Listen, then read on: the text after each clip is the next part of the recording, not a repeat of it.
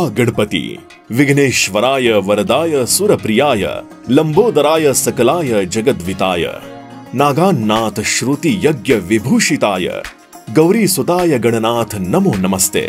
अष्टविनायकातला चौथा गणपती म्हणजे रांजणगावचा महागणपती।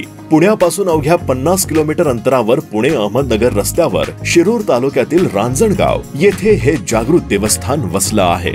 या मंदिराचे बांधकाम वैशिष्ट्यपूर्ण आहे। मंदिर पूर्वाभिमुख असून उगवत्या सूर्याची किरणे थेट मूर्तीवर पडतील अशी मंदिराची रचना केली आहे।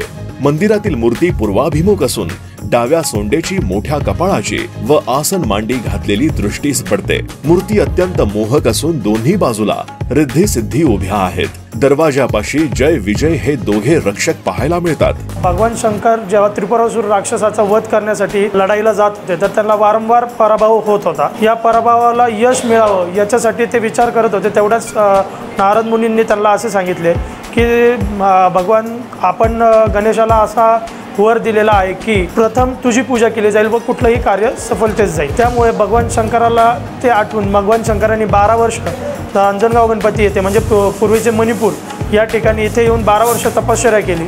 भगवान गणेशाला प्रसन्न केले। त्या एक हाती मंत्र घेऊन त्रिपुरासुराचा भीमाशंकर येथे वध केला। अशी या क्षेत्राची महती आहे। भाद्रपद शुद्ध चतुर्थीला इथं मोठ्या प्रमाणावर गणेशोत्सव साजरा केला जातो। भाद्रपद शुद्ध प्रतिपदा ते भाद्रपद शुद्ध पंचमी या कालावधीत दर्शनासाठी येणाऱ्या प्रत्येक भक्ताला देवाच्या गाभाऱ्यात अगदी मूर्तीपर्यंत जाऊन दर्शन घेता येते। यामुळे भाविकांची इथे रीघ लागलेली असते। मोठा उत्सव साजरा केला जातो। आजूबाजूला गणपतींच्या 4 बहिणी आहेत अशी आख्यायिका आहे।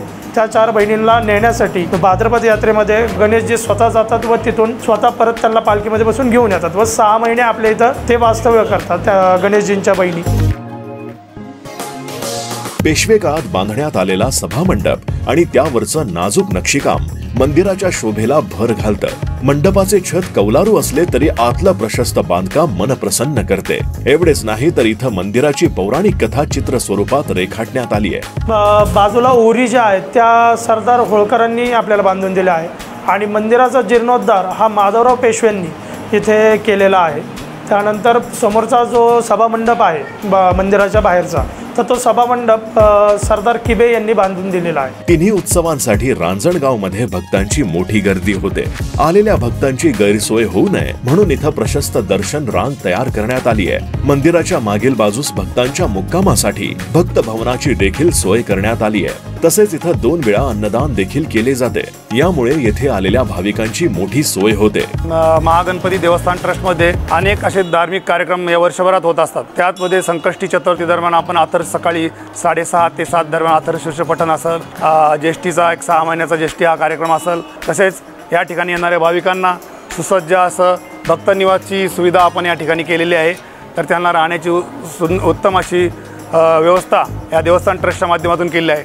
त्याचप्रमाणे पार्किंगची व्यवस्था असेल। आपण येणाऱ्या काळामध्ये भाविकांची गर्दी पाहता त्या 3 ठिकाणी पार्किंगची वेगवेगळ्या प्रकारची पार्किंगची व्यवस्था केलेली आहे। त्याचप्रमाणे रोजचा अन्नदानाचाही या ठिकाणी मोठ्या प्रमाणावर आपण 2 सकाळी 12 ते 2 या दरम्यान अन्नदान, त्याचप्रमाणे संध्याकाळी 7 ते 10 8 पर्यंत सुद्धा 8-9 पर्यंत आपण अन्नदानाची सुद्धा येणाऱ्या भाविकांना या ठिकाणी सोय करत आहोत। मंदिराचा परिसर पाहून भाविकांची पावले वारंवार रांजणगावाकडे वळताना पाहायला मिळतात।